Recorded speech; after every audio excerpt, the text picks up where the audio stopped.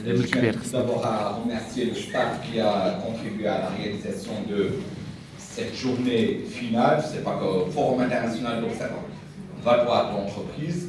D'abord le staff administratif, M. Abdoum, Hanan, Sabah, Siem et tout le monde. Désolé si j'ai oublié quelques-uns. Et surtout les petites fourmis qu'on oublie généralement de remercier, à savoir les étudiants et les étudiantes qui travaillent derrière et qui bossent comme il faut. Et sans eux, d'ailleurs, tout le travail qu'ils font derrière, dans les coulisses, etc. Et sans eux, on n'aurait pas pu voir tout ce qu'on a vu jusqu'à maintenant. Ça d'un côté. De l'autre côté, je tiens à remercier particulièrement mes propres étudiants qui ont bien travaillé durant cet observatoire, durant ce semestre, dans le cadre du séminaire géopolitique et intelligence économique. Le jour où M. Abdou m'a appelé pour assurer ce cours, je me suis dit, waouh, les étudiants d'une école de commerce qui vont apprendre la géopolitique, c'est un peu mal barré. Mais par la suite, je me suis dit non, parce que dans les grandes écoles de commerce, c'est ce qu'on fait d'ailleurs. Il y a ce mariage entre le droit et l'économie, entre les relations internationales et l'économie, la géopolitique surtout, et l'économie. Et Dieu sait que mes étudiants ont appris, je l'espère, beaucoup de choses, et ils m'ont appris énormément de choses. D'ailleurs, je les remercie, parce qu'ils ont fait un travail formidable. Je les ai poussés un peu à bout, parce qu'ils ont travaillé eux-mêmes. J'ai essayé de les rendre un peu plus autonomes. Ils ont fait un travail extraordinaire qui m'a fait vraiment plaisir. C'est la raison pour laquelle je tiens à les remercier pour tout ce qu'ils ont fait dans la matière géopolitique et intelligence économique. Ça d'un côté. De l'autre côté, on m'a interpellé, on m'a sollicité il y a quelques jours pour aborder un thème sur l'innovation. Et je me suis dit, puisque j'assure le cours de la géopolitique et l'intelligence économique, pourquoi ne pas rester toujours dans l'intelligence, mais cette fois-ci dans le cadre de l'intelligence artificielle. Un domaine très porteur et un domaine qui nous promet une révolution extraordinaire d'ici quelques années. D'abord, qu'est-ce que l'intelligence artificielle? Pour savoir de quoi on parle, l'intelligence artificielle, c'est un ensemble de données et un ensemble de techniques qui permet à des machines d'accomplir des missions que généralement les animaux ou bien les êtres humains accomplissent. Donc, en quelque sorte, ce sont des machines, soit des robots, soit des algorithmes, qui vont assurer des missions qui étaient à la charge au départ des humains ou bien des animaux.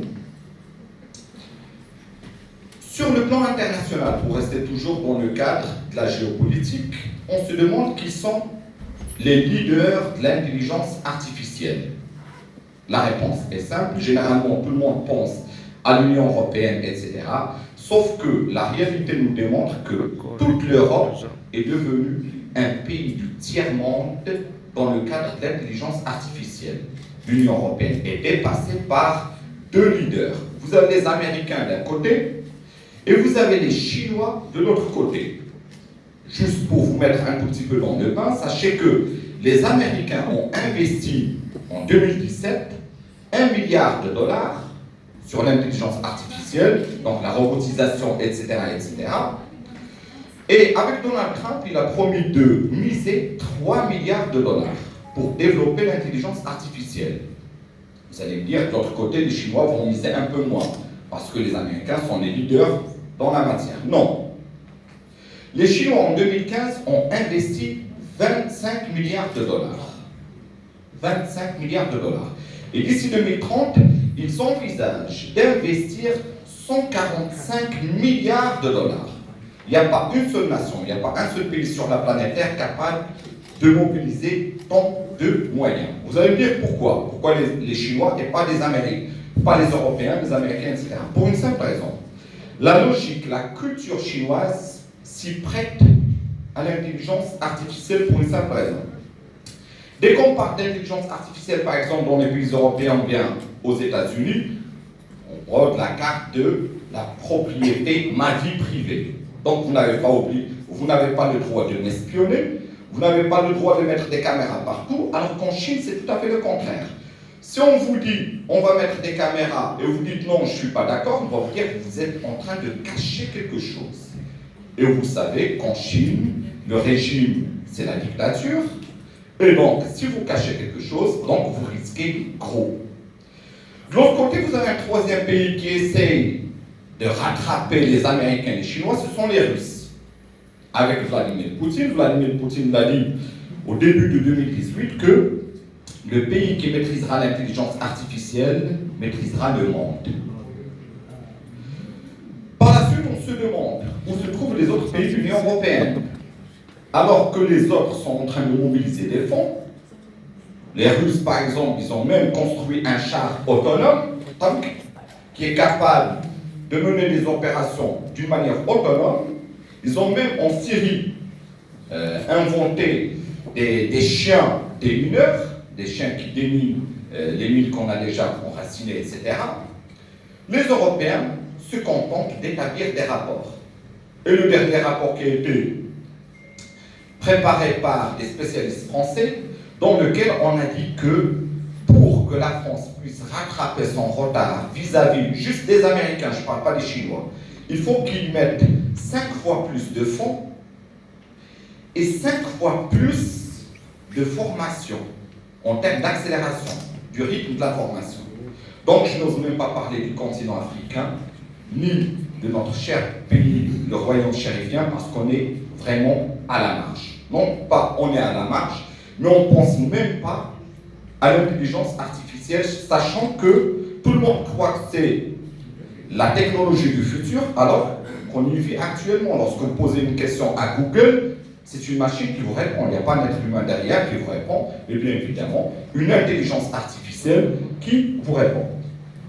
Donc moi, j'ai essayé de retracer, grosso modo, les avantages et les inconvénients de l'intelligence artificielle sur le plan économique et sur le plan juridique et sécuritaire.